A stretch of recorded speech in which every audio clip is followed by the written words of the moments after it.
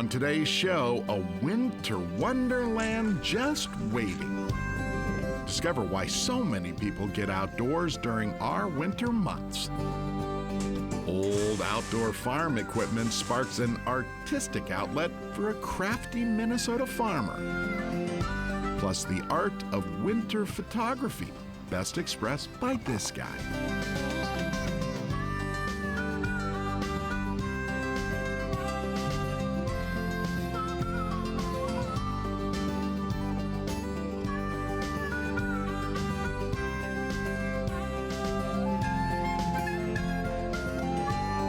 Minnesota Bound, presented by Connecticut Water Treatment Systems. Hi everybody, Bill and I welcome you to Minnesota Bound. Up first, we are going to get outdoors and explore our state. And all 4 seasons of it with our ultimate outdoor playground. Minnesota. We are the land of 10,000 lakes. Well, it's 11,842 in reality, but who's counting? Besides boasting about our abundance of water, for the outdoor adventure lover, we also have a lot more to brag about. Starting with springtime. Every May, the fishing opener is our version of a state holiday. It's usually not even like a question for most families if they're gonna make it up or not. It's kind of just, it's already like set in stone. We are passionate about walleye. But with 18,000 miles of fishable rivers and streams to explore, fly fishing, kayaking, or canoeing allows us to do more than float on a lake. If dropping a line in the water doesn't make your heart sing, challenge your inner lumberjack with a log rolling lesson. Pitter, patter, pitter, patter, pitter, patter, pitter, patter, pitter, patter. And yes, this really is a thing. As summer rolls along, join the 9 million annual visitors at one of our 75 state parks.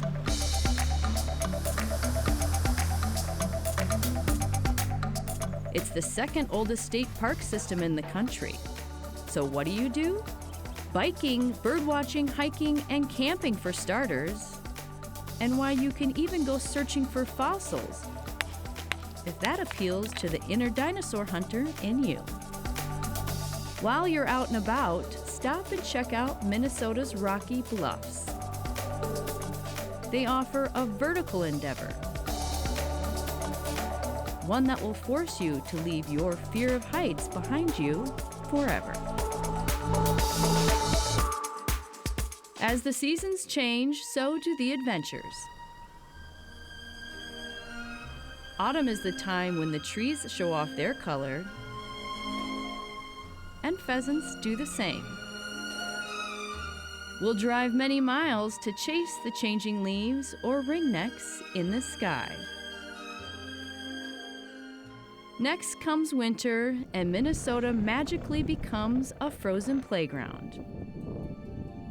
Ice fishing communities pop up on cue, of course. And even ice walls show up. If you've ever wanted to climb a giant icicle, Minnesota offers that too. Let's not forget snow. Snow-covered trails are best used for off-road fun. We have 22,000 miles of snowmobile trails and hundreds of miles for your cross-country skis to glide over and sail. If you're slow on your skis, well, invite your dog to help out. It's called ski-joring, and your pooch will love it, no doubt. Yes, my friends, there's never-ending adventure in the land of 10,000 lakes. All right, let's go. Rooster!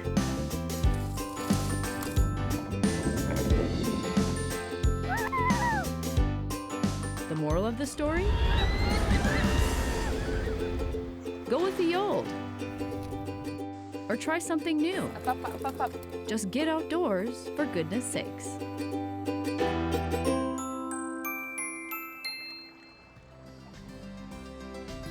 This is actually going to be the sculpt part. Coming up next, an artist sculpts with the passion of an outdoor recycler.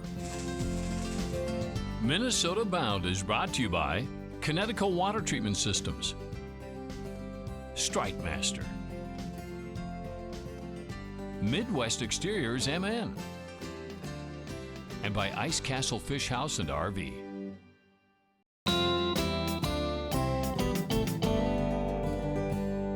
Our next story is all about the love of the outdoors. A welder combined old steel with creativity to create Swede's Steelworks. Travis Frank has the story. When winter's icy grip freezes Chris Wadzinski's farming operation, business heats up in his backyard workshop. No, this is not a company. It's just me. So me and whatever's going on in my head. So it's a welder's thing. Chris creates one-of-a-kind art made out of recycled steel. Gotta be cool. Cool for school. We call it Swede Steelworks. A lot of the pieces I sell will be installation included. So this is actually going to be the sculpt part. This is, of course, an old wrench. Today's project uses pieces of farm equipment built back in the late 1800s. Yeah, it's way over 100, so 130, 140 years old maybe. I mean, just look at the beauty in that little piece. I like to take old and new things and create things that no one ever thought of.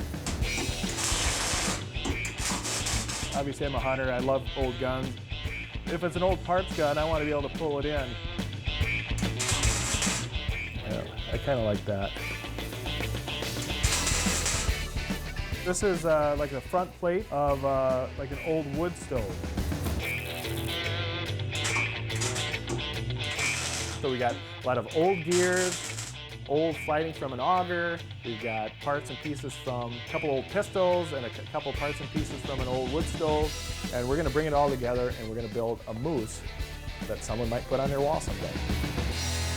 Just using that kind of as a model, the distances, and using it as kind of as a figure of scale. This is the front of the piece, and this would be the back of the piece. And so the main, kind of the epicenter of the piece will be the antler set. These I got from a guy that's kind of an antique dealer. Go to a lot of auctions, scrap yards, to really find the parts and pieces needed to kind of feed the beast, as they say.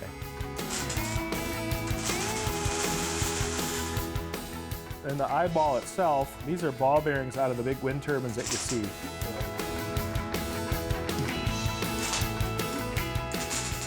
Chris finds inspiration combining metal with the natural world. You know, so much of nature is symmetry. I went to college for welding. My goal was to just be an industrial welder, so I worked on oil rigs. On the side, he began welding gifts for family and friends. They told Chris to make more. Would you please go out and try to sell this stuff, because I think people would buy it. And you know, like, yeah, whatever. Turns out, they were right. And then 10 years ago, I finally said, you know what, I'm gonna give it a shot. So this is just kind of our Hidden Hill gallery, because we call our farm site up here Hidden Hill. This is probably kind of my most sought after work. My biggest seller would be trees.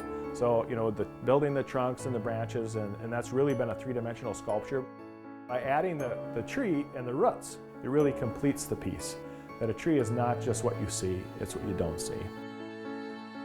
On this farm, you'll find trees, but you won't find two pieces of art that look the same. I mean, life is a palette, and so whether it's hunting or fishing or being outdoors or welding or manufacturing, I think we're getting there. I'm gonna plasma cut a little bit off on this, I think. I kind of dig that. That's looking sharp. We got a soup ladle, and that's gonna hopefully recreate a little bit of that bottom of the jaw. There we go. We're getting there. I'm gonna polish these up a little bit.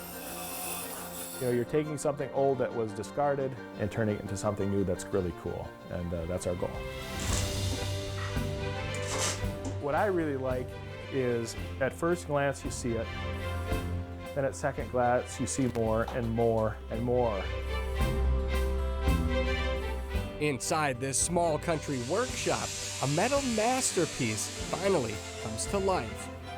I get to do it, and I get to make a living doing it, and it's fun. Call it another productive winter day on the Swede family farm.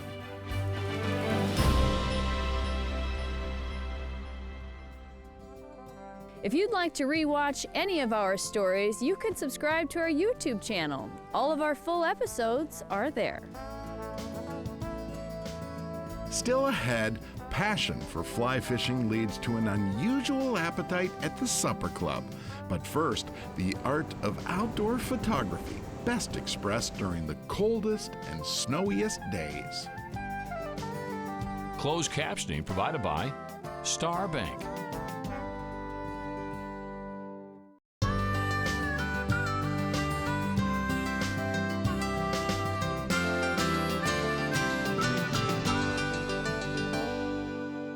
If you'd like to learn a little bit more about winter photography, Bryan Hansel wants to teach you.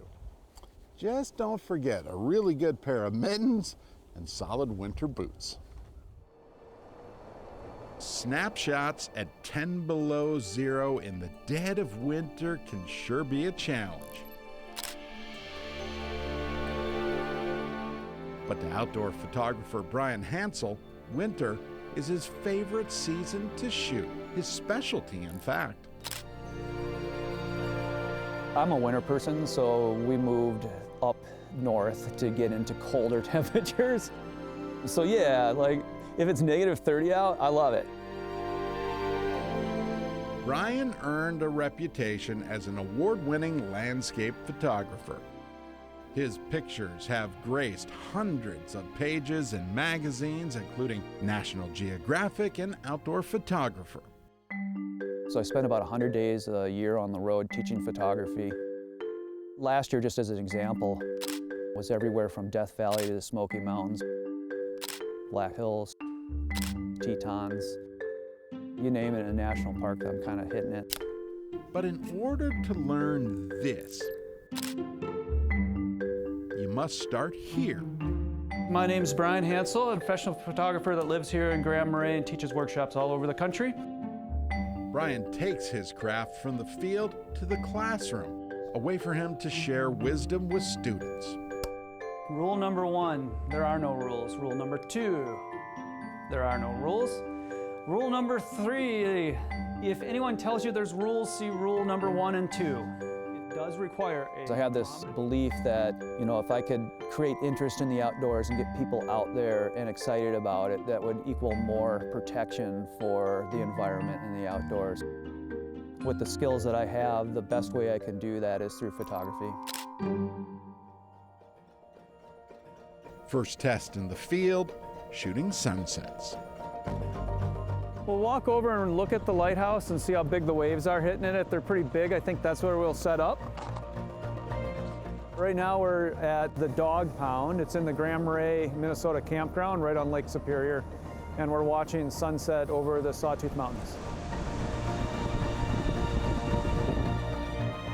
Those make a good foreground. It's just a little concerned that the waves are going to be splashing you up there. Bryan is fabulous with sunrise, sunset. He's a tripod guy. There's some other people I do workshops with that are not tripod people, and so they're more, if you don't catch the moment, you're gonna miss it. And if you're setting up your tripod, you're missing it, you know, and so it's good to get the different perspectives. And he's an excellent teacher. If you want to do some foreground element shots, up on this platform is good. And that's what I really enjoy about his workshops is he knows cameras.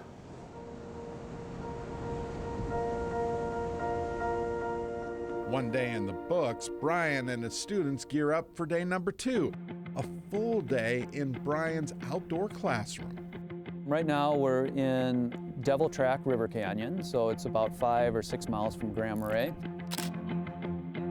Some people like to call it the Grand Canyon of the North. The cliff faces are 200 feet tall. It's about 30 feet wide. It feels like it should be elsewhere, but here it is in Minnesota.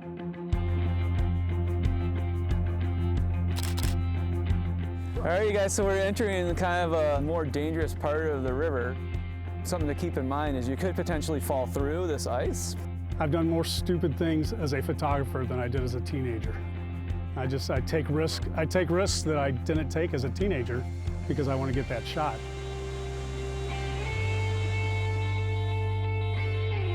If you were to move the transition further this way, you have more motion.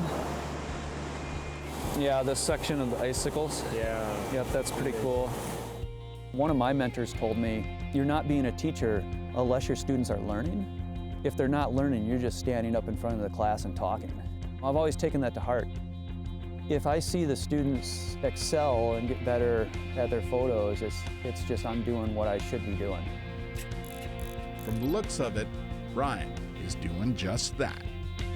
People that see my work will say, hey, you're really getting better. I can see you've developed over the years. Great stuff. You know, if you'd like to learn more about our stories, visit the Minnesota Bound podcast, The Stories Behind the Stories, where we get in depth about all of our adventures. You can find them anywhere you find podcasts.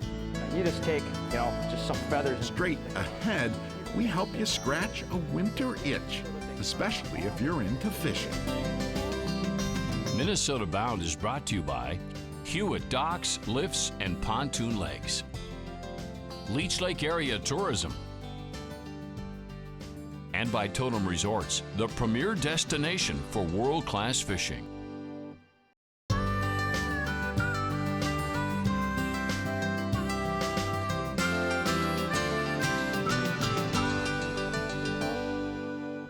Today's Minnesota Bound Classic takes us back to 2008. To the afternoon run, Shara headed to a restaurant for a little fishing fun.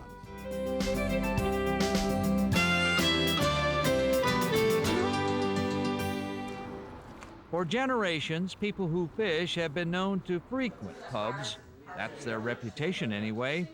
Sip a little brew and share a fishing story or two. Yeah, the brown trout actually run the rivers in the fall. They're a fall spawning fish. On some Friday nights, here at Shelly's restaurant, at the end of the bar, you'll find a fisherman named Chris Hansen. That'd be a damselfly, actually. Chris Hansen, you could say, is a different kind of bar fly. I've been tying flies here once a week for, since December. And just the atmosphere in here is just perfect for fly tying. I've really come to look forward to my Friday night performance here, if you will. A fly tyer sitting at the bar. At first glance, you might think you've had one too many. Oh, yeah, certainly. A lot of people, when they come in here and just look over here like, why are you doing that here? But it seems to kind of go with the whole decor and the ambiance of the place. Overall, people are very receptive, and usually I have at least a few people that are in here every night that are fly fishermen and know something about it. And so I tie some flies that are, actually for fishing, and then like you say, I have these mice that I tie more just for fun than anything. Here's a thought. Maybe this is the original sports bar. Tying flies and tapping beer. Makes perfect sense. Hey, bartender, one more, please. This is the tricky part, is just kind of weaving this body material in and around them. Chris makes it look so easy, kind of like falling off a stool. It's so easy to tie a fly that you can catch fish on. You just take, just some feathers and stick them on a hook. You can catch a fish on it, but it's getting so that they turn out all looking consistently the same. It does take a lot of practice. Now that's a sobering truth. Bar patron Joe Sprout. It's funny, I think, but it's kind of cool, I guess. I'd be chuckling, except I'm so interested in it. Not hard to learn, but once you start, you're going to want to know how to tie everything, and you're going to want to have materials for everything, and you're going to be like, oh, that's a cool fly, I want to tie it. And you sit down, and right away you're going to realize, oh, I need this material. And so it's like, once you get in, you're kind of hooked. Maybe that's what this is all about. Anglers getting hooked with a beer and a weaver of feathers and tails. I probably should come up with a whole series for the place here. Buy the drink and you get a free fly with it, maybe. Hey, good fishing. Better set 'em up, bartender. I kind of wonder where that crew celebrates these days. A local hangout for sure. Probably. Well, that about does it for us. We'll see you back here next week. In the meantime, don't forget to introduce a kid to the great outdoors. Transportation provided by Premier Transportation. Call 1-800-899-7433.